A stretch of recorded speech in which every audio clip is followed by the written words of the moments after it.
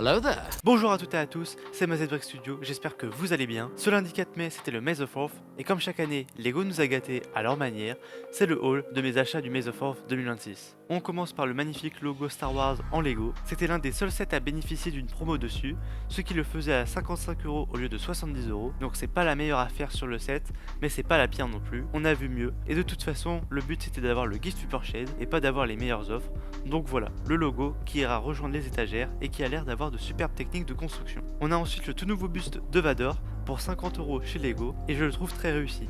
La vidéo de Lego Leader lui rend bien hommage, j'ai hâte de le monter pour voir les techniques utilisées. Et nouveauté quand même, c'est la présence de figurines, c'est vraiment ce qui manquait à la gamme des casques, donc c'est un bon ajout. Le seul truc que je peux reprocher au set, c'est de ne pas avoir de bras et le sabre laser comme celui de Yoda. Et un autre truc que je trouve bizarre avec ce set, c'est qu'on va avoir un deuxième Vador cet été avec cette fig upscale qui fait un peu parler, je vous laisse me dire ce que vous en pensez.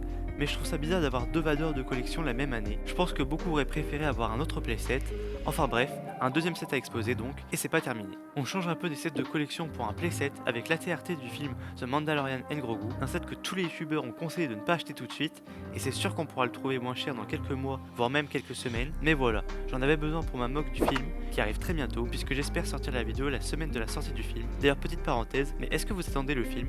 Qu'est-ce que vous avez pensé des bonnes annonces? Personnellement, je l'attends beaucoup, je pense que ça peut être très sympa. Plus les jours passent et plus la hype monte, et faut dire, ça fait quand même depuis 2019 qu'on n'a pas eu de film, donc ça fait plaisir d'avoir le retour de Star Wars au cinéma. Et si vous voulez qu'on en parle sur la chaîne quand il sortira, ce sera avec plaisir. Voilà, fin de la parenthèse, le set est très cool, et je voulais donc avoir pour ma mock la dernière version des figurines de Mando et Grogu, qui sont parfaites, surtout le nouveau moule de Grogu que je trouve incroyable, et évidemment le pilote du ATRT est très réussi aussi. J'espère que Lego refera des Short Troopers avec ce moule de casque, parce que ça fait vraiment longtemps qu'on en a pas eu. Voilà, c'est tout pour l'ATRT, j'ai hâte de vous dévoiler la mock, abonnez-vous pour ne pas louper ça. Et enfin, en dernier achat pour bénéficier du Gift with Purchase, il me manquait même pas 10€, et j'ai donc pris cette petite étiquette, ils appellent ça sur le site, de Stormtrooper en mode vacances, comme on a eu dans la Death Star UCS. Voilà, vous savez ce que je pense du set, et je le trouve donc très sympa. J'étais curieux de voir quand je l'ai vu sur le site à quoi ça ressemblait en vrai, voir aussi la taille, et comme vous le voyez, c'est plutôt grand et de bonne qualité. C'est censé servir pour accrocher à un sac de voyage.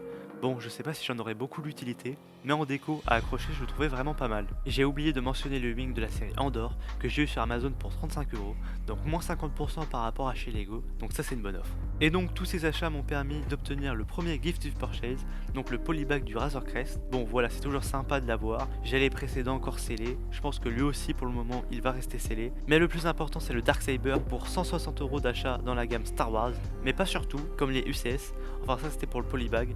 C'est un peu dégueu d'avoir fait ça cette année. Pour autant, est-ce que ça va diminuer les ventes de Lego? Je ne pense pas, donc on n'est pas à l'abri d'une nouvelle surprise de la part de Lego pour l'année prochaine. Mais alors, est-ce que ce Gift with Purchase est bien?